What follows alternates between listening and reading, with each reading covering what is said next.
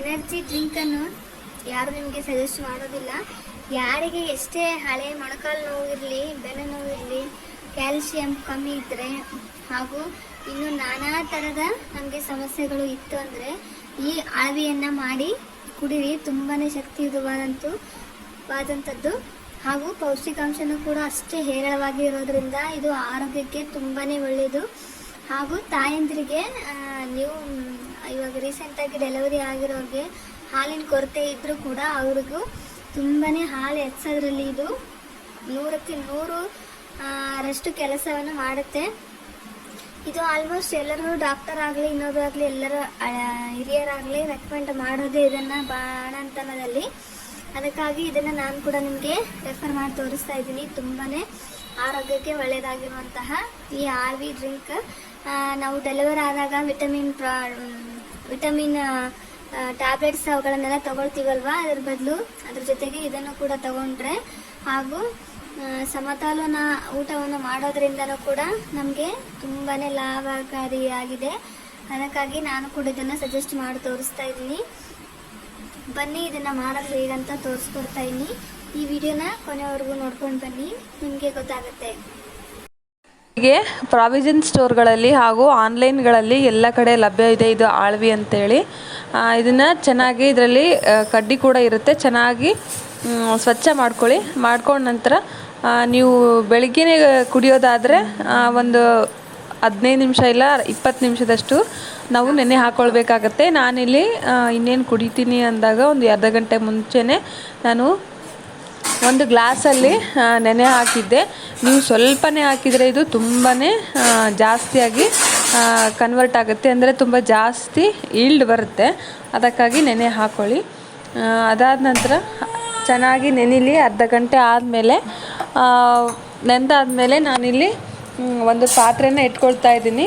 ಸ್ವಲ್ಪ ನೀರನ್ನು ಕೂಡ ಸೇರಿಸ್ಕೊಂಡು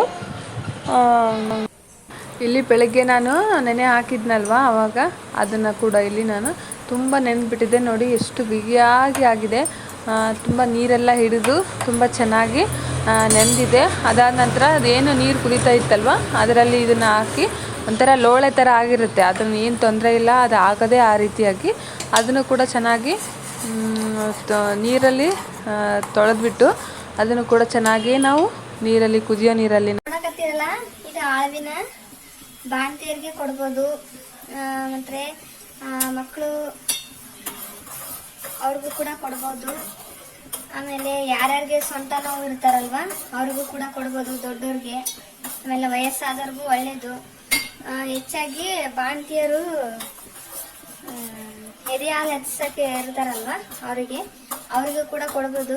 ನಮ್ಮ ಉತ್ತರ ಕರ್ನಾಟಕದ ಕಡೆಗೆ ಬಾಣಂತಿಯರಿಗೇ ಜಾಸ್ತಿ ಇದು ಪ್ರಿಫರ್ ಮಾಡ್ತಾರೆ. ಆ ಟೈಮ್ನಲ್ಲೆಲ್ಲ ಜಾಸ್ತಿನೇ ಕೊಡ್ತಾರೆ. ಚೆನ್ನಾಗಿ ಕುದಿಸಿದ್ರೆ ಈ ರೀತಿಯಾಗಿ ಯೆಲ್ಲೋ ಕಲರ್ ಬಿಡುತ್ತೆ.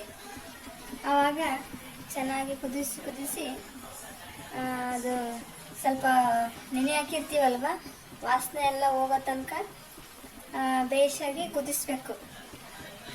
ಚೆನ್ನಾಗಿ ಕುದ್ಮೇಲೆ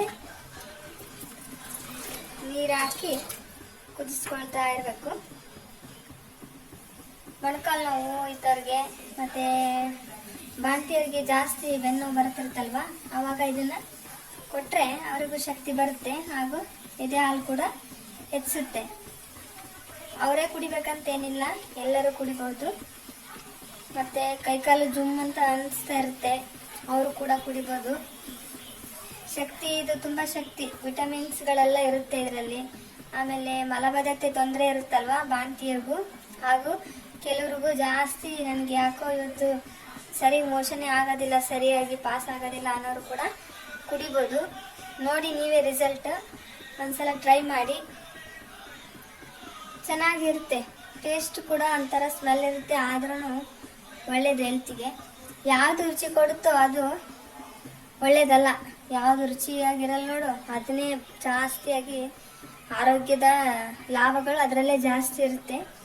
ನೀವು ಟ್ರೈ ಮಾಡಿರಿ, 1 ತಿಂಗಳು 2 ತಿಂಗಳು ನೋಡ್ರಿ, ನಿಮಗೆ ರಿಸಲ್ಟ್ ಗೊತ್ತಾಗೇ ಆಗುತ್ತೆ.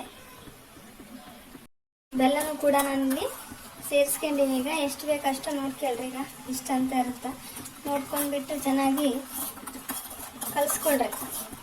ಎಲ್ಲೋ ಕಲರ್ ಬಿಟ್ಟಾದ್ಮೇಲೆ ಈ ಕಲರ್ ಬೆಲ್ಲನ ಹಾಕ್ಬಿಟ್ಟು ಚೆಂದ ಕುದಿಸ್ಕೊಂಡ್ಮೇಲೆ ಸ್ವಲ್ಪ ಇನ್ನೂ ನೀರು ಬೇಕು ಅಂತಂದರೆ ಹಾಕ್ಕೋಬೋದು, ಇಲ್ಲಾಂದರೆ ಇಲ್ಲ. ಬೆಲ್ಲನೂ ಅದೆಲ್ಲ ಕರಗಬೇಕಲ್ವ, ಆ ರೀತಿಯಾಗಿ ಫಸ್ಟು ಕರಗಿದ ಮೇಲೆ ಎನರ್ಜಿ ಡ್ರಿಂಕ್ಸ್ ಅದು ಇದು ಫ್ರೂಟ್ಸ್ ತಿನ್ನಬೇಕು, ಅದು ತಿನ್ನಬೇಕು, ಇದು ತಿನ್ಬೇಕು ಅಂತಾರೆ, ಎಲ್ಲ ಸುಳ್ಳು.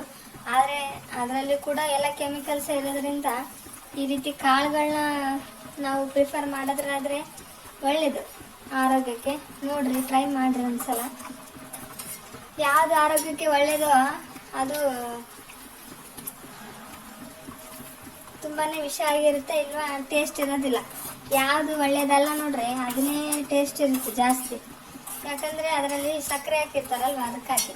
ಕೆಲವು ಬೆಲ್ಲ ಹಾಕಿ ಕುಡಿಯೋದ್ರಿಂದನೂ ಶಕ್ತಿ ಭಾಳ ಬರುತ್ತೆ. ಇದು ಬಾಣಂತಿಯರಿಗಾಗಿ ಮಾಡಿಕೊಡೋದ್ರಿಂದ ನಾವು ಬೆಲ್ಲನೇ ಹಾಕ್ಬೇಕಾಗತ್ತೆ. ಬೆಲ್ಲನೇ ಹಾಕ್ಕೊಂಡು ಕುಡಿಕಬೇಕು. ಟೇಸ್ಟ್ ಇವಾಗ ನಾವು ಒಂಚೂರು ಟೇಸ್ಟ್ ನೋಡಿ ಸಕ್ಕರೆ ಆಗೈತಾ ಇಲ್ಲ ಅಂತ ನೋಡಿಬಿಟ್ಟು ಚೆನ್ನಾಗಿ ಕುದಿಸ್ಬೇಕು. ಸ್ವಲ್ಪ ಈಗ ಹಾಲನ್ನು ಹಾಕ್ಕೊಂಡ್ರೆ ಇನ್ನು ಸ್ವಲ್ಪ ಚೆನ್ನಾಗಿ ಹಾಲೆಲ್ಲ ವಾಸನೆ ಹೋಗಿ ಚೆನ್ನಾಗಿ ಬರುತ್ತೆ. ಹಾಲು ಕೂಡ ಕುದಿಲಿ.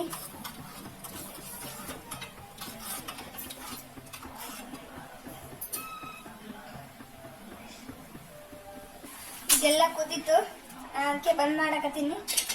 ಅದಾದ್ಮೇಲೆ ಇದನ್ನ ಚೆನ್ನಾಗಿ ಕಲಗಿಸ್ಬಿಟ್ಟು ಎಲ್ಲ ಬೆಲ್ಲ ಕರಗಿತಾ ನೋಡ್ಕೊರಿ. ಅದಾದ್ಮೇಲೆ ಒಂದು ಗ್ಲಾಸಿಗೆ ನಾವಿಲ್ಲಿ ಹಾಕೊಳ್ಳೋಣ.